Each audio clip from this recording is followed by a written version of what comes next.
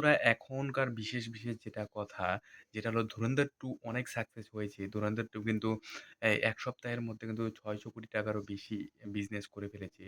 তো রণবীর সিং কিন্তু অনেকভাবেই এই সিনেমাটার মধ্যে পরিশ্রম করেছে। আর আদিত্য ধর যে এই সিনেমাটা যে করেছে, সে কিন্তু অনেক ভালো লেভেলের একটা কাজ করেছে। কারণ তাদেরকে কে মানে রেসপেক্ট দিলো, তাদেরকে কে সোশ্যাল মিডিয়ায় কমেন্ট করে বা যেকোনো পোস্ট করে সেলিব্রেশন করলো কি না করলো সে ভিত্তিতে কিন্তু কোনো যায় আসে না। তো সে নাকি আ আ আদিত্য ধার তার যে রণবীর সিংয়ের যে ওয়াইফ আছে সে কোনোভাবেই মানে তার অ্যাপ্রিশিয়েট দেখতে পাচ্ছে না। সেইজন্য সোশ্যাল মিডিয়ায় কোনো রকম পোস্ট দিচ্ছে না সেটাই অনেকে বলছিল। যে তাছাড়াও কিন্তু তামিল, তেলেগু ইন্ডাস্ট্রিতে কিন্তু আল্লু অর্জুন থেকে শুরু করে কিন্তু অনেকেই কিন্তু এটা আ বলেছে যে 'ধুরন্ধর 2' অনেক সাকসেস হয়েছে, অল দ্য বেস্ট লিখেছে। কিন্তু দীপিকা পাদুকোন কোনোরকমভাবে কোনো টুইট করেনি।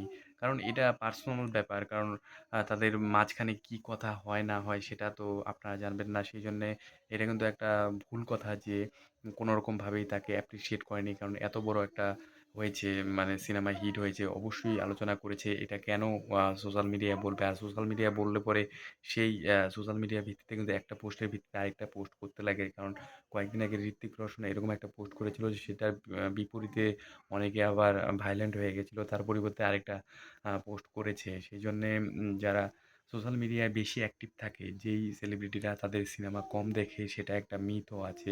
সেইজন্যে হয়তোবা কোনোরকমভাবে মানে দীপিকা পাদুকোন কোনোরকম পোস্ট করেনি। তার মানে এই না যে 'ধুরন্ধর 1' যখন রিলিজ করেছিল তখন কোনো পোস্ট করেনি। তার ১ মাস পরে 'ধুরন্ধর 2' রিলিজ করল। তার মানে অবশ্যই তাদের মধ্যে কথা হয়েছে।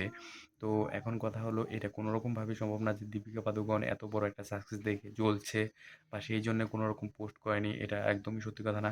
কারণ কিছুক্ষণ আগে একটা টুইট করে জানানো হয়েছে যে এটা কোনোরকমভাবেই ঠিক কথা না। তো রণবীর সিং অনেকভাবেই পোস্ট করেছে যে এটা সবাইকে ধন্যবাদ জানিয়ে আরও পোস্ট করেছিল। আদিত্য ধর কিন্তু সমস্ত বলিউডের আলাদা করে তারপরে কিন্তু এই সিনেমাটা করেছে। আর সবাই অন্য যে প্রোডিউসার আছে তারা কিন্তু কোনোরকমভাবে এরকম লেভেলের সিনেমা করতে পারেনি। আর শাহরুখ খানের যে পরবর্তী প্রজেক্ট আছে সেটা হলো 'কিং'। সেই সিনেমাটা কিন্তু এত লেভেলের কামাই করতে পারবে না। এখন রামায়ণ যেটা আছে সেটা করতে পারে। কিন্তু এখনো পর্যন্ত এরকম চিন্তাভাবনা এত ম্যাসিভ লেভেলে কামাই করা সিনেমা কিন্তু কোনো প্রোডিউসার বা কোনো ডিরেক্টর করতে পারেনি। তো 'ধুরন্ধর 2' একটা ভালো সিনেমা। আর রণবীর সিংয়ের এটা সাকসেস। আর কে পোস্ট করলো কি না করলো সে ভিত্তিতে কোনো যায় আসে না। তো আমার এটাই বলা ছিল। তো সোশ্যাল মিডিয়ায় এরকম অনেক কিছু ঘুরে বেড়াচ্ছে। তো কে যে এগুলো মানে এরকম পোস্ট করে এটা দেখে যে আরো কে তৈরি করে এটা একদমই ভুল কথা। তো আরো এরকম সিনেমা আসবে, আরো যাবে সেইজন্যেই অনেকে হয়তোবা পোস্ট করে না। তো এই সোশ্যাল মিডিয়ায় এটা ঘুরে বেড়াচ্ছিল সেইজন্য আপনাদেরকে জানালাম। ভিডিওটা ভালো লাগলে লাইক, কমেন্ট, শেয়ার করবেন।